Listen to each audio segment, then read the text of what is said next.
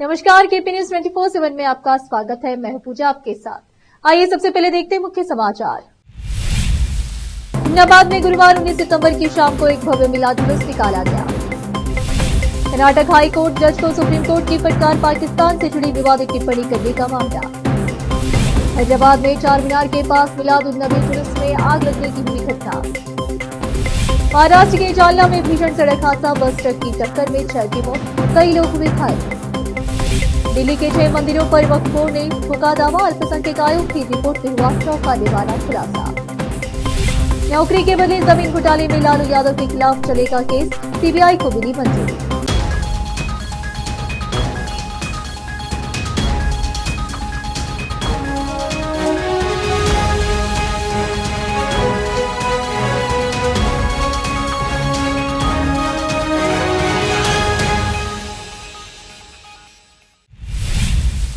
अब समाचार विस्तार से।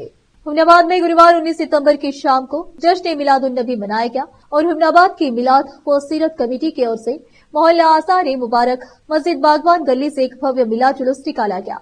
यह जुलूस बागवान गली से होता हुआ हुमनाबाद के मुख्य रास्तों नूर का अखाड़ा से अम्बेडकर सर्किल से गुजरकर पुरानी तहसील ऑफिस से जामा मस्जिद से होकर बसवेश्वर चौक से फिर बागवान गली पहुंचा। इस जुलूस में हुमनाबाद सभी मोहल्लों से भारी संख्या में आशिकाने रसूल अकरम शामिल रहे। साथ ही इस मिलाद जुलूस में बीदर जिले के प्रसिद्ध राजनेता मोहम्मद नसीमुद्दीन पटेल के अलावा जमील खान और हुमनाबाद के प्रसिद्ध व्यक्ति शामिल रहे।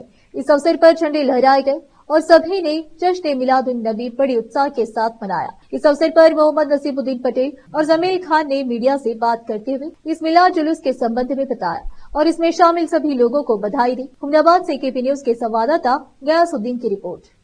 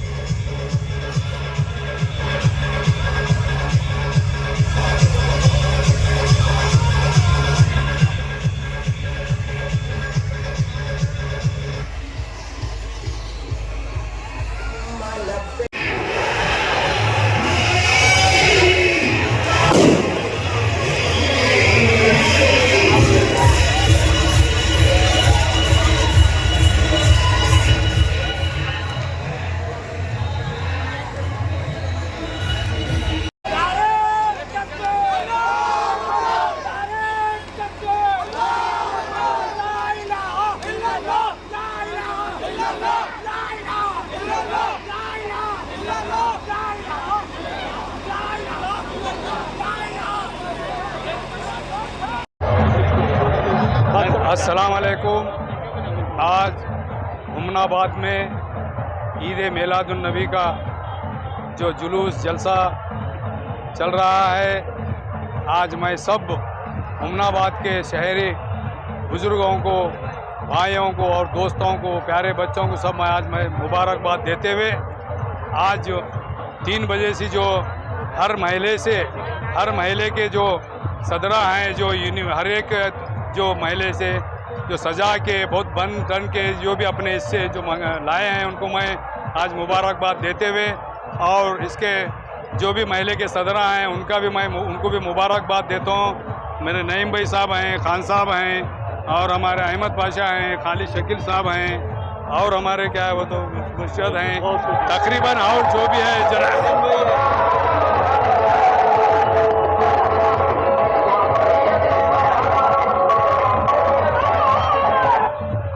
जो भी हमारे यहाँ बस्ती के ज़िम्मेदार जो भी है अपने अपने महल्ले के ज़िम्मेदार है, मैं सबको क्या है वो तो तहे दिल से शुक्रिया अदा करता हूँ। ये बहुत तारीख़ काबिल है। आज हुमनाबाद में इतने 20 हो के हर मज़हब के लोगों के साथ में हर महल्ले के लोग, नौजवान बच्चे अपने अपने एक सिस्टम में अपने अपने तरीक़े से जो ज़िम्मेदारी से अपने अपने महल्ले की जो ज़िम्मेदारी लेके ये जो टीम को चल रहे हैं, वाक़ई तारीफ़ काबिल है।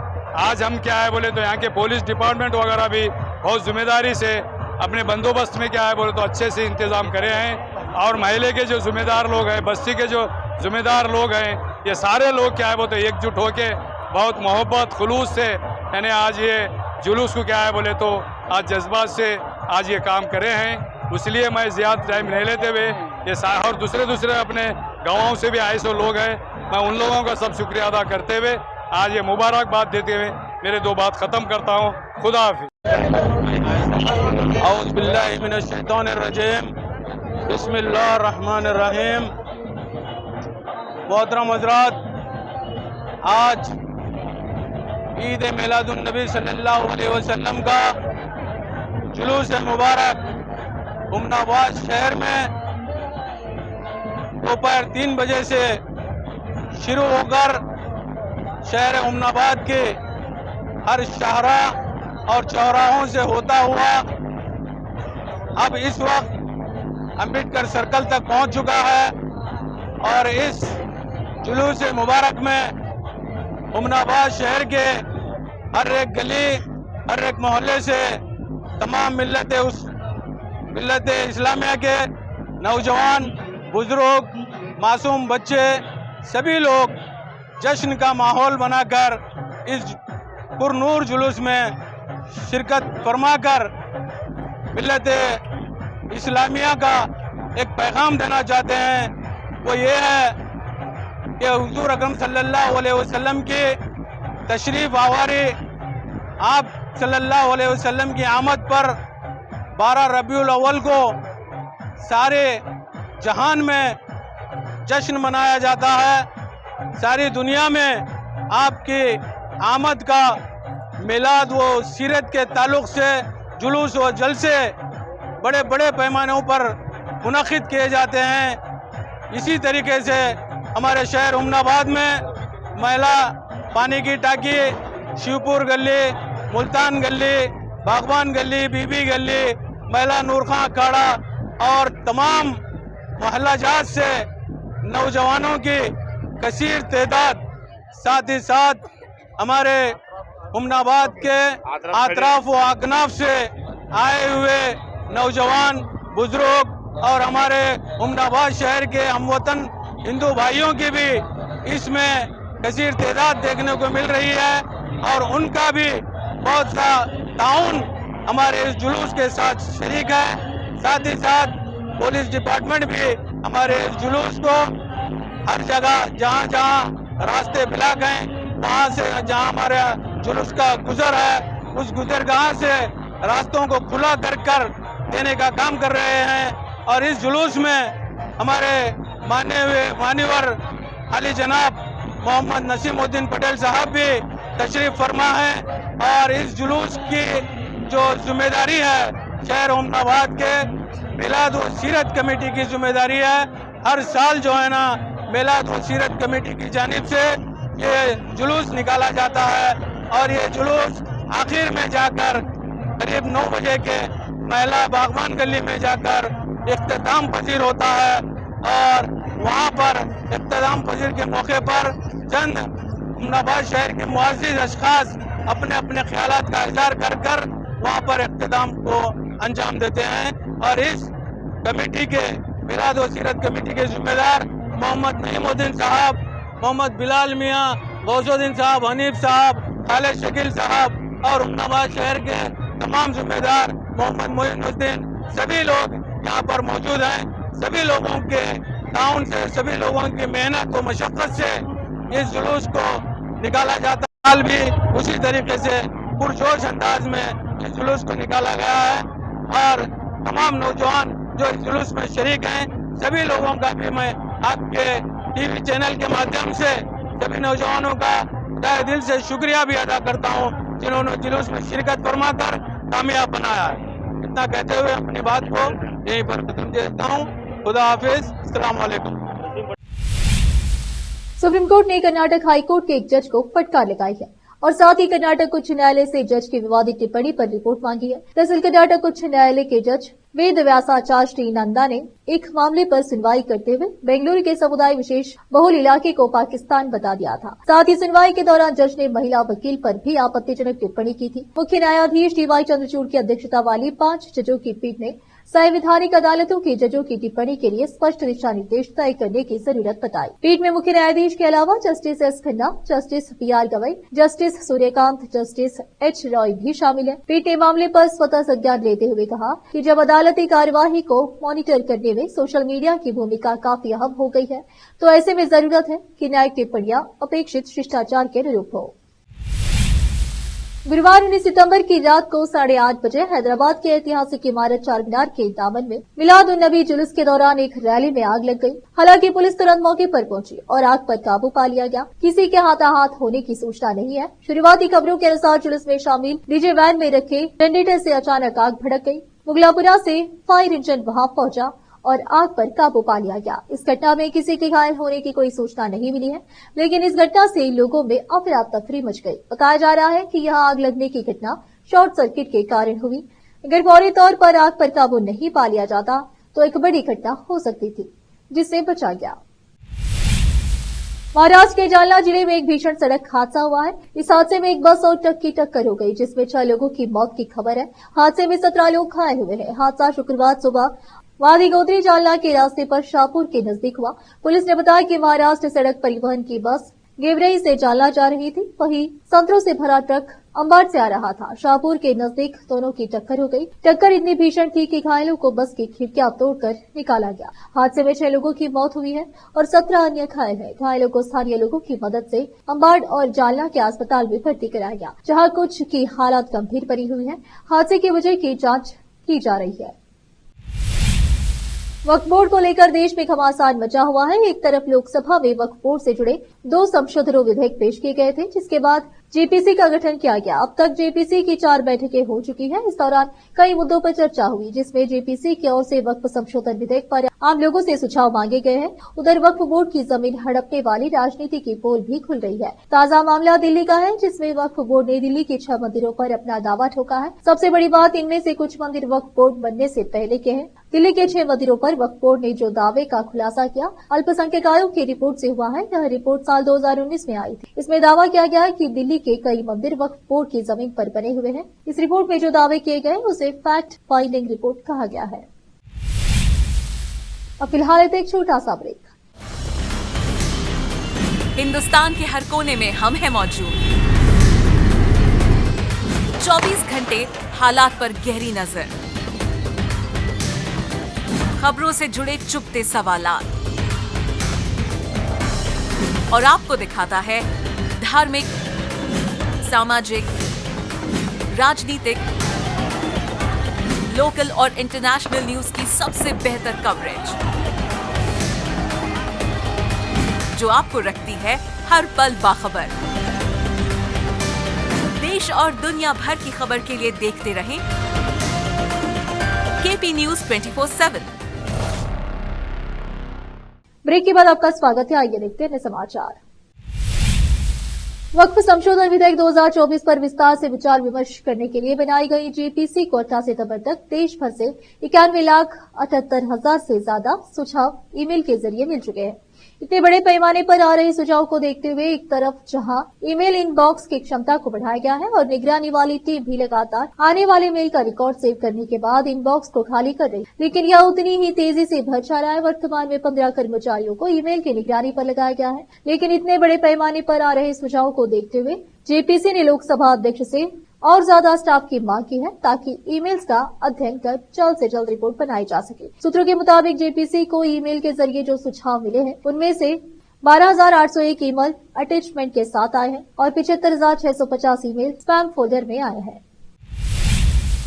उत्तर प्रदेश विधानसभा उपचुनाव में एनडीए और इंडिया गठबंधन के बीच तीसरे मोर्चे की सुगबुगाहट ने प्रदेश का सियासी माहौल दिलचस्प बना दिया है। चंद्रशेखर आजाद और अजदुद्दीन ओवैसी की पार्टी आगामी विधानसभा उपचुनाव में मतदाताओं के सामने एक नया विकल्प देने जा रही है। आजाद समाज पार्टी और एआईएमआईएम के बीच गठबंधन की बात चल रही है। अगर यह गठबंधन धरातल पर उतरता है तो उपचुनाव में समीकरण लोकसभा चुनाव से अलग होने वाला है।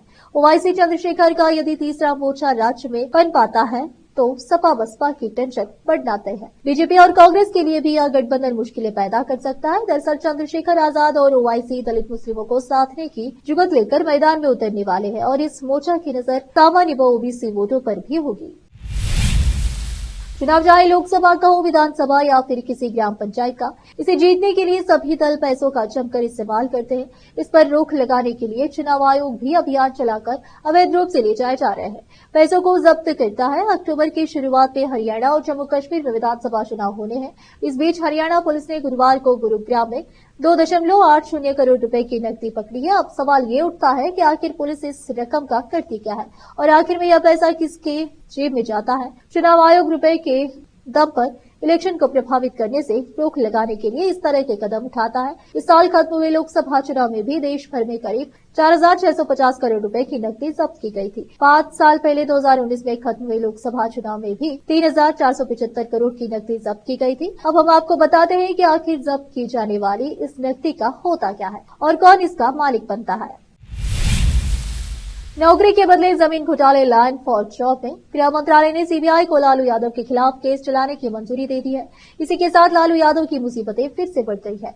सीबीआई ने इस मामले में लालू यादव के खिलाफ केस चलाने की इजाजत मांगी थी। इससे पहले दिल्ली की राउज एवेन्यू कोर्ट ने इस मामले से जुड़े मनी लॉन्ड्रिंग मामले में बिहार के पूर्व मुख्यमंत्री लालू यादव, पूर्व डिप्टी सीएम तेजस्वी यादव, तेज प्रताप यादव और अन्य आरोपियों को समन जारी किया था, जिसमें उन्हें 7 अक्टूबर को कोर्ट में पेश होने के लिए कहा गया है। ईडी के चार्जशीट पर कोर्ट ने भी संज्ञान लिया है। समन जारी कर लालू यादव, तेजस्वी यादव और तेज प्रताप यादव को बतौर आरोपी अदालत में पेश होने का आदेश दिया गया है। लैंड फॉर जॉब मामले में मनी लॉन्ड्रिंग के आरोप में लालू और तेजस्वी तेज प्रताप यादव के खिलाफ ईडी ने सप्लीमेंट्री चार्जशीट दाखिल की है। लैंड फॉर जॉब मामले में पहली बार तेज प्रताप यादव को पहली बार समन भेजा जा चुका है। कोर्ट ने माना कि मामले में मुकदमा चलाने के लिए प्रथम दृष्टया में पर्याप्त सबूत है। कोर्ट ने कहा कि बड़ी तादाद में जमीन का ट्रांसफर हुआ, इसके साथ ही यादव परिवार द्वारा पद का दुरुपयोग किया गया।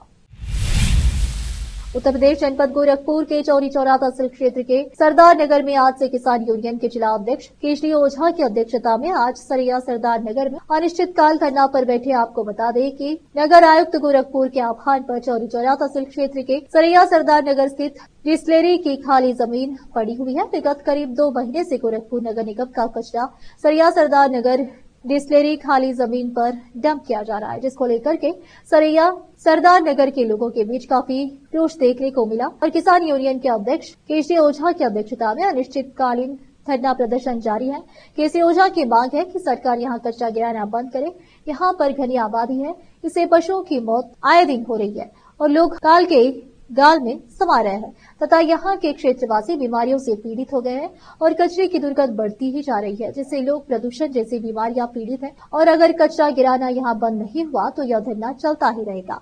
वहीं केजरी ओझा के समर्थन में स्थानीय लोगों ने भी अपना समर्थन दे रहे हैं। इसको लेकर जिले के सभी आला अधिकारियों से वह मिल चुके हैं, लेकिन जिले के जिलाधिकारियों केवल टाल मटोल कर रहे हैं। उनका यह कहना है कि हमारे पास दिशा निर्देश है, लेकिन केसरी ओझा ने जब दिशा निर्देशों को देखने की मांग किया तो उनको दिखाया नहीं गया। इस बात को लेकर किसान यूनियन और अगल बगल गाँव के सभी लोगों के बीच काफी रोष बना हुआ है।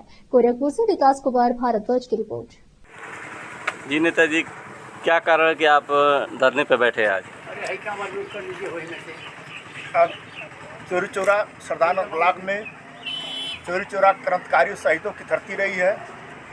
इंडस्ट्रियल क्षेत्र रहा है, सारी इंडस्ट्रियां बंद हो चुकी हैं, यहाँ लोग बेरोजगार हो चुके हैं और इंडस्ट्री बंद होने की वजह से कबाड़ हो गई। नगर का सारे कचड़े, सारे मलबे, सारी गंदगी यहाँ पर लाके गिराया जा रहा है, डंप किया जा रहा है, संक्रामक रोग फैल रहा है, घनी आबादी है।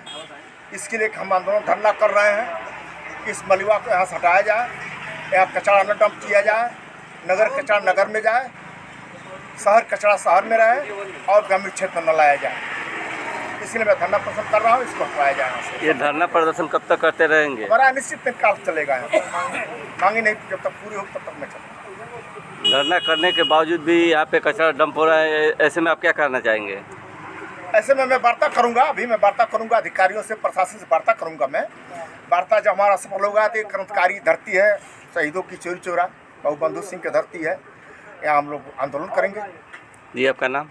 मेरा नाम केसरी ओझा, भारतीय किसान यूनियन जिला अध्यक्ष, और हमारे जिला महासचिव राकेश त्रिपाठी भी हमारे साथ में हैं और हमारे साथ किसान यूनियन साथ जनता भी आंदोलन में है। अब फिलहाल लेते हैं छोटा सा ब्रेक। हिंदुस्तान के हर कोने में हम हैं मौजूद। 24 घंटे हालात पर गहरी नजर, खबरों से जुड़े चुभते सवालात और आपको दिखाता है धार्मिक, सामाजिक, राजनीतिक, लोकल और इंटरनेशनल न्यूज की सबसे बेहतर कवरेज, जो आपको रखती है हर पल बाखबर। देश और दुनिया भर की खबर के लिए देखते रहें केपी न्यूज 24/7। ब्रेक के बाद आपका स्वागत है। आइए देखते हैं समाचार। तकनीक के इस दौरे में हैकर्स का खतरा हर तरफ मंडरा रहा है। खबर आ रही है कि हैकर्स ने सुप्रीम कोर्ट के यूट्यूब चैनल को ही हैक कर लिया है। हैकर्स ने इस यूट्यूब चैनल को हैक करने के बाद सुप्रीम कोर्ट इंडिया की जगह पीपल लिख दिया है। साथ ही इस चैनल पर सुप्रीम कोर्ट के वीडियो की जगह क्रिप्टो के वीडियो दिखाए जा रहे हैं। सुप्रीम कोर्ट के यूट्यूब पर हैकर्स का ये हमला इसीलिए भी खास है क्योंकि सुप्रीम कोर्ट के पास कई बड़े मामलों की सुनवाई से जुड़े दस्तावेज होते हैं। ऐसे में अगर हैकर्स ने यूट्यूब की तरह ही दूसरी ऐसे की साइट पर भी अटैक किया तो उन दस्तावेजों को भी लीक होने का खतरा बढ़ सकता है। हालांकि अभी तक ऐसा कुछ हुआ नहीं है और इसकी संभावना भी ना के बराबर है, लेकिन हैकर्स के बढ़ते दायरे को देखते हुए समय रहते सतर्कता बढ़ती जा रही है। उपराष्ट्रपति जगदीप धनखड़ ने लोकसभा में विपक्ष के नेता राहुल गांधी पर परोक्ष रूप से निशाना साधते हुए बृहस्पतिवार को कहा कि ऐसे व्यक्ति को कोई सम्मान नहीं मिल सकता जिसने देश के अंदर और बाहर भारत की संस्थाओं को बदनाम किया है। कांग्रेस अध्यक्ष मल्लिकार्जुन खड़गे ने मंगलवार को प्रधानमंत्री नरेंद्र मोदी को पत्र लिखकर आग्रह किया था कि सत्तारूढ़ गठबंधन के उन नेताओं के खिलाफ कानूनी कार्रवाई की जाए जिन्होंने राहुल गांधी के खिलाफ आपत्तिजनक एवं हिंसक बयान दिए हैं। उन्होंने प्रधानमंत्री से अपने नेताओं को अनुशासित करने का भी अनुरोध किया था। खड़गे के इस पत्र के 2 दिन बाद धनखड़ की यह टिप्पणी सामने आई है। आखिर में फिर एक बार देखते हैं मुख्य समाचार। हुमनाबाद में गुरुवार 19 सितंबर की शाम को एक भव्य मिलाद जुलूस निकाला गया। कर्नाटक हाई कोर्ट जज को सुप्रीम कोर्ट की फटकार, पाकिस्तान से जुड़ी विवादित टिप्पणी करने का मामला। हैदराबाद में चार मीनार के पास मिलाद उन नबी जुलूस में आग लगने की हुई घटना। महाराष्ट्र के जालना में भीषण सड़क हादसा, बस ट्रक की टक्कर में 6 की मौत, कई लोग हुए घायल। दिल्ली के 6 मंदिरों पर वक्फ बोर्ड ने ठोका दावा, अल्पसंख्यक आयोग की रिपोर्ट में हुआ चौंकाने वाला खुलासा। नौकरी के बदले जमीन घोटाले में लालू यादव के खिलाफ चलेगा केस, सीबीआई को मिली मंजूरी।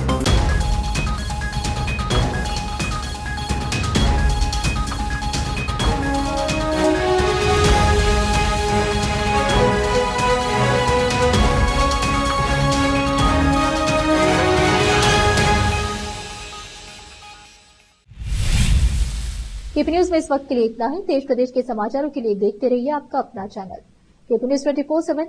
धन्यवाद।